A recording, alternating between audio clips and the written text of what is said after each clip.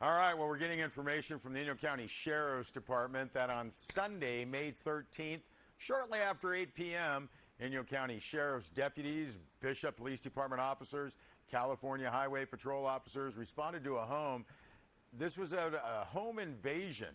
This was at a residence in the Highlands Mobile Home Park. Now, the press release notes that prior to the arrival of law enforcement, the suspects fled the scene in a silver Hyundai Elantra.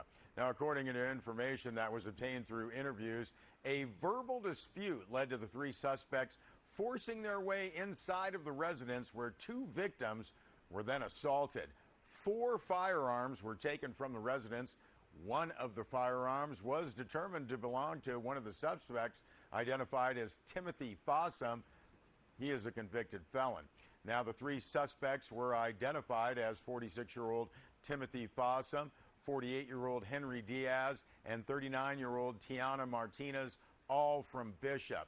Warrants were issued for their arrest and obtained and issued for robbery, conspiracy to commit a crime, battery with serious bodily injury, elder and or adult abuse, grant theft of a firearm, as well as burglary. Now, investigators from MINT, that's the Major Investigation and Narcotics Team, responded to the scene that evening and assisted in the investigation. Now, the following morning, search warrants were obtained for several locations, and at one location, the suspects were located and arrested without incident. The stolen property was recovered from the location. The three suspects were transported to the Inyo County Jail in Independence. They were booked and held on $50,000 bail each. Well, the Mammoth Community Water District has formally asked the Great Basin Unified Air Pollution Control District to reevaluate the findings of the final environmental impact report for Ormat Technologies' Casa Diablo 4 geothermal expansion project. Now, the request follows the release of new scientific evidence, the press release says, that directly contradicts the final EIR's conclusion of no impacts to Mammoth's groundwater basin.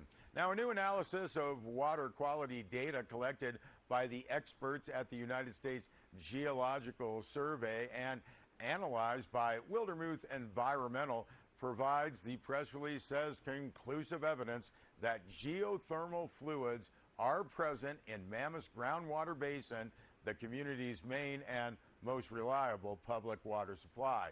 Now, this data was unavailable, the press release notes, at the time Great Basin certified the final EIR July of 2014. Now, this new data is our warning. Our regulators have an opportunity to act now to prevent Ormat's planned geothermal expansion project from causing a public health crisis in our community. That's what Mammoth Community Water District General Manager Pat Hayes said. He also noted our regulators are responsible for reevaluating and amending regulations as new scientific data is made available. This is the request that we make of Great Basin. Review the evidence and mitigate the threat to Mammoth's drinking water where feasible. Now, the press release says the alarming new information disproves the fundamental assumption used as the basis for the final EIR that Mammoth's groundwater basin is physically isolated from the deeper geothermal system, and as a result, quote, the Casa Diablo 4 project would unlikely to affect the availability or quality of shallow groundwater resources in the project vicinity, end quote. Now, the press release says the new data makes clear that Ormat's CD4 project could pose a significant negative impact to Mammoth's drinking water, and Great Basin, the press release says, must ensure that those impacts are thoroughly evaluated, disclosed, and mitigated where feasible. If you would like to get some more information on that, you can go to the Twitter account, Ormat Why Risk It, as well as the website for Mammoth Community Water District.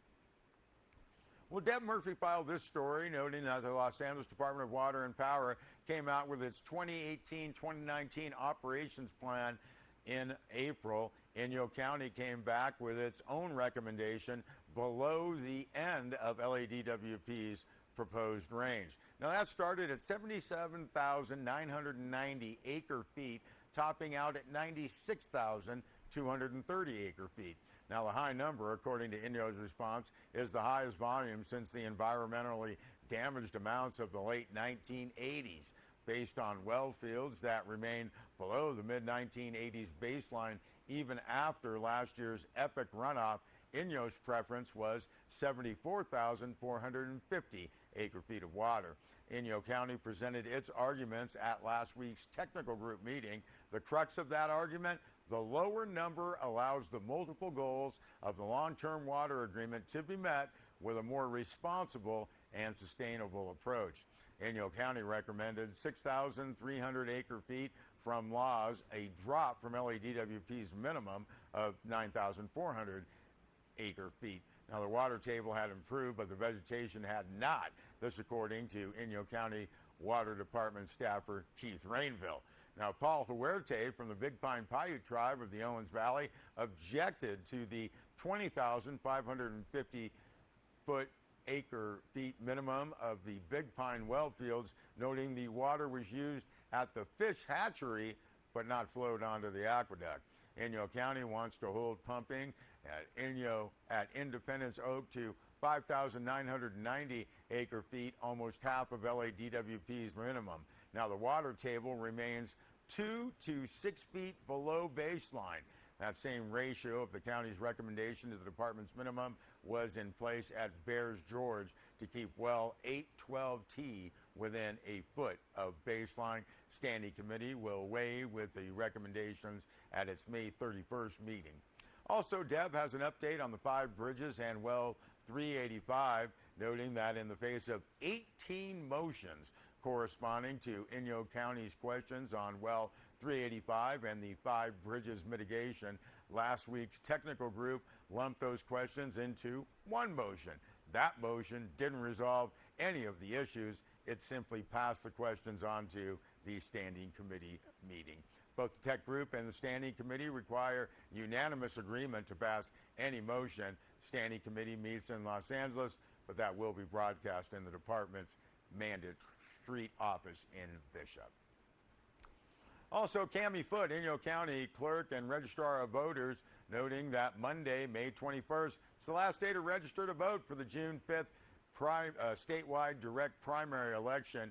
You can, however, conditionally register and vote at the elections office in Independence if you miss the voter registration deadline.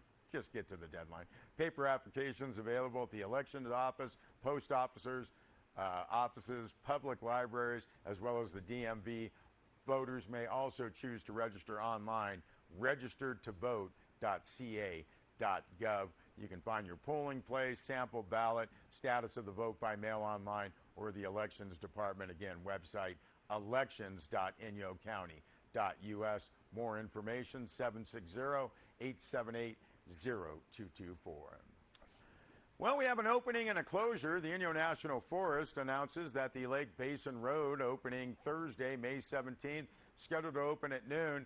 Press release notes that while the roads may have been plowed, employees will still be working on opening the area, including routine road maintenance, filling potholes, clearing culverts. They are still widening and opening parking spots covered in snow, placing dumpsters, as well as porta potties. I love to say porta potties, removing hazard trees and energizing water systems. Portions of the lake's basin remain closed to vehicle traffic, including Horseshoe Lake, as well as the Coldwater Campground and Trailhead. Work is ongoing. The Old Mammoth Road also remains closed at this time. No potable water, but Forest Service areas, so visitors should bring water with them, may be able to purchase them from concessionaires as they open. Visitors expect significant snow in the area, especially along the upper portions of the lake's basin, including trails and many popular recreation sites and campgrounds and marinas. And again, parking will be limited. Additionally, visitors should expect that the lakes are still partially ice covered. It's no way safe to traverse the lakes, creeks and streams flowing with snow melt and feeding them. Please be aware, keep close track of your kids and your pets.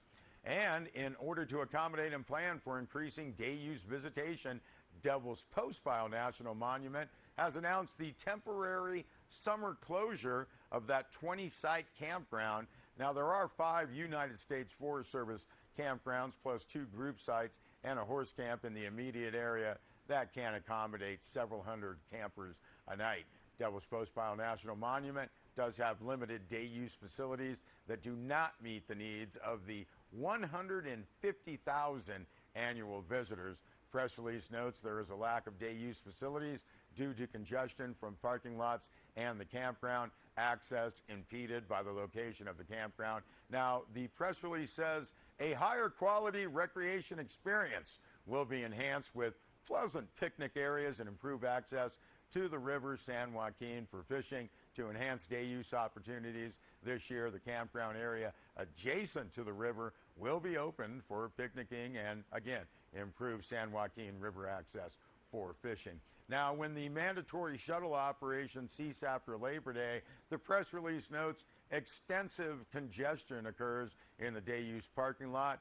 Current capacity 65 spaces obviously cannot accommodate visitation during the shoulder season when on average 500 cars arrive daily.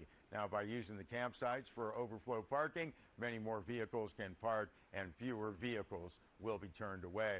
Press release also notes that due to the small size of the non-wilderness portion of the Devil's Postpile National Monument, limited space to develop additional day-use facilities and parking, Monument will be developing a long-term plan for the campground and day-use area to better meet visitor needs and responding to growing visitation and the needs of day-use visitors.